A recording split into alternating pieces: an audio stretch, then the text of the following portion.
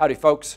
My wonderful wife Carrie has this wonderful habit of putting these little sayings that she finds and framing them out and putting them in the most off-used room in the house.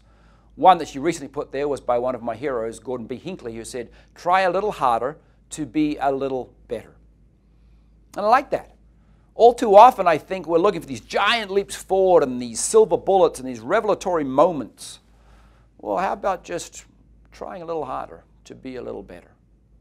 And each failure that comes along, each success that comes along can be moderated a little bit by saying, am I making a little bit better effort? It doesn't require a complete 180. It doesn't require complete downing of tools and developing of new methodologies. It just requires, just try a little harder to be just that little bit better. And then time works in your favor.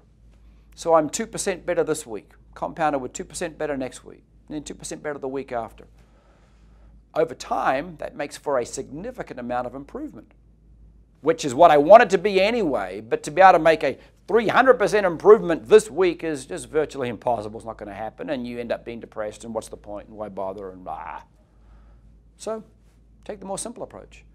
Just try a little harder to be a little better, and then let time and the compounding effect of that trying a little harder to be a little better work in your favor. And at the macro level, after a quarter or two or a year or two, you look back and say, holy smoke, transformational. That's amazing. You know, if your goal is to lose 100 pounds and you've only lost 10 in your first month, do you give up? No. Holy smoke, you're like, I'm going to try even harder to be a little bit better. I'm going to keep doing what I'm doing.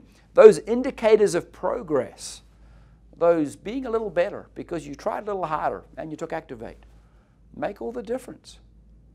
So reset your expectations. Yes, have the grand visions and the big goals, but then bring it back to a daily, weekly cycle of, am I slightly better? What have I learned?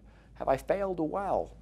How can I take what I've learned and become 2, 3, 4, 5% better? Just that little bit better. And then compound that over time. So there you go. Try a little harder just to be a little better. And in time, you'll be significantly better.